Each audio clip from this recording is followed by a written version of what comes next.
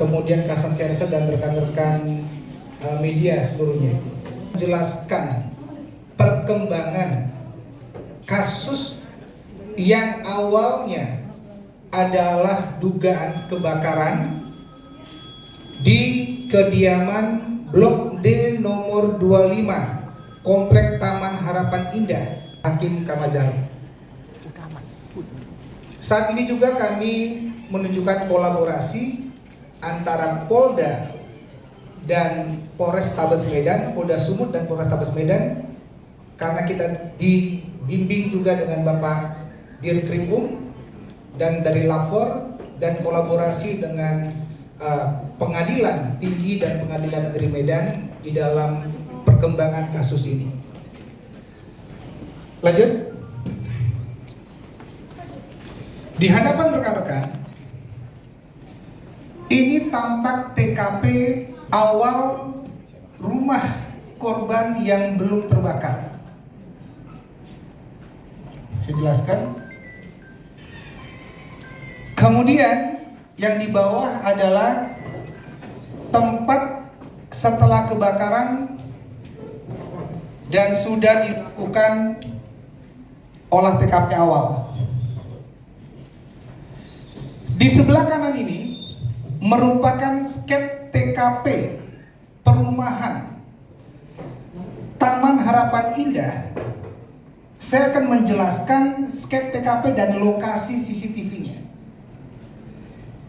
Disinilah lokasi yang merupakan rumah kediaman korban, dan ini adalah perumahannya Taman Harapan Indah. Dan saya menunjukkan ada beberapa CCTV yang kita ambil yang berwarna merah, CCTV-nya tidak berfungsi. Yang berwarna hijau inilah yang membuat terang menderang suatu tindak pidana yang kita ungkap saat hari ini.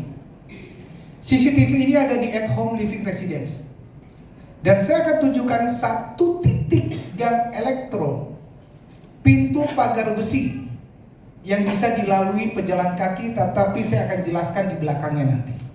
Jadi ini adalah skep TKP perumahannya. Lanjut. Bahwa Polri melakukan tugas penanganan awal tindak pidana dan olah TKP, dan juga dilakukan secara crime scientific investigasi bersama Lapor, bersama Inavis. Di sini juga menjelaskan setidaknya kami 3 kali bersama Inavis dan Lapor mengulang-ulang melihat TKP, mencari petunjuk-petunjuk sehingga kasus ini terang menderang. Lanjut.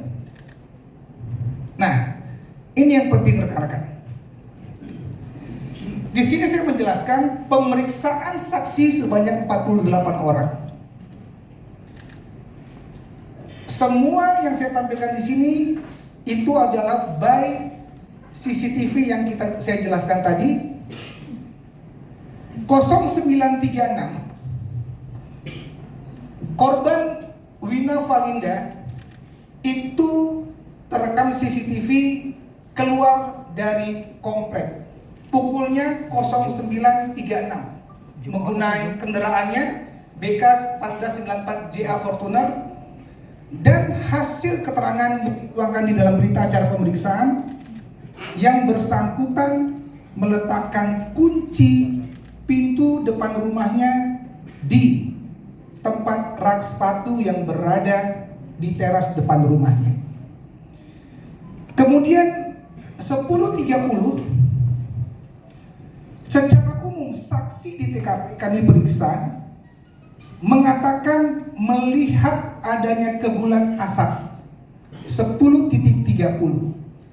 Jadi masa ini prediksi awal kami 9.36 sampai 10.30 waktu duga terjadinya kebakaran selama 54 menit. Jadi rentan 54 menit itu dugaan awal. Disitulah proses terjadinya kebakaran, dugaan awal.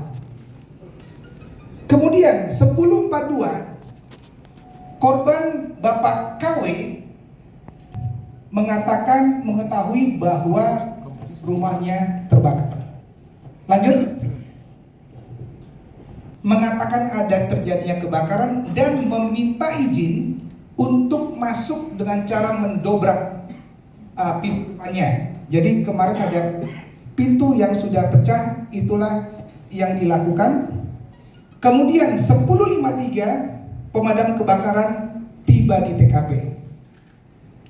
Kemudian 11.06 PLN petugasnya membantu mematikan aliran listrik untuk memudahkan pemadaman api. Lanjut. 11.06 Bapak korban KW tiba di TKP dengan cara dibonceng security PM Medan mengendarai motor di lokasi menuju ke TKP. Pada saat 11.12 istri korban tiba di lokasi kebakaran dan 11.16 personel Polsek Sunggal tiba di TKP. Saat tiba di lokasi, keluarga korban sudah berada di rumah dan sudah banyak sekali barang-barang yang dibersihkan. Sudah ada beberapa perlengkapan yang dikeluarkan dari lokasi sehingga kami mengamati dan melakukan olah TKP seadanya. Pada saat itu sudah banyak yang dikeluarkan. Lanjut. Dedi Pratama mendapat perintah dari KW untuk membersihkan puing-puing yang ada di tempat itu. Jadi sudah ada pembersihan. Kemudian Inavis 11.30 melakukan olah TKP dengan kondisi seperti ini. Kemudian P3SU juga melakukan pembersihan yang ada.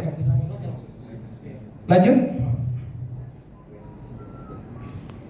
LSM kalibrasi bahwa mengatakan rumahnya terbakar melalui WhatsApp, sehingga saksi AS yang merupakan ketua LSM kalibrasi tiba 15.30 di lokasi dan masuk ke dalam kamar membuat video singkat. Setelah membuat video singkat, 17.20 yang bersangkutan memviralkan di media sosial dengan inisiasi sendiri. Lanjut. Rekan-rekan, ini cukup penting. Diulang dulu.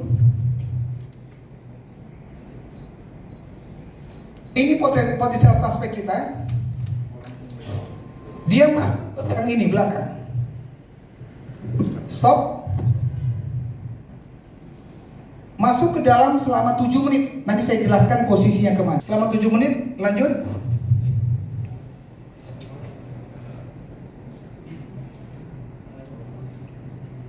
Ya. Kemudian suspek tidak langsung ke perumahan, tetapi dia berkeliling-keliling dulu di jalan besar itu sambil mengamati. Lanjut. Bukan. Terus saja, terus. Masuk ke perumahan, mengamati di posisi yang ada CCTV tadi. Selama beberapa menit langsung menuju ke pintu masuk perumahan.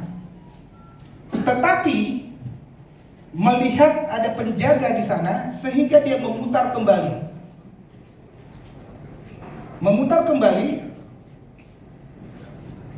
Terlihat hasil pemeriksaan di dalam berkas perkara yang bersangkutan mengatakan memastikan agar rencananya tidak gagal, dan akhirnya masuk ke dalam pintu masuk rumah pukul 10.17. Berdasarkan setelah melakukan tindakannya dan kencang sekali.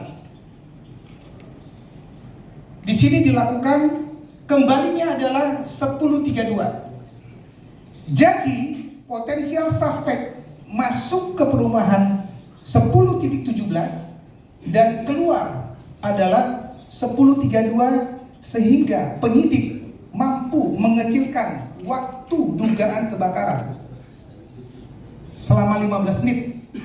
Jadi 15 menit itulah yang krusial tersangka melakukan pembakaran.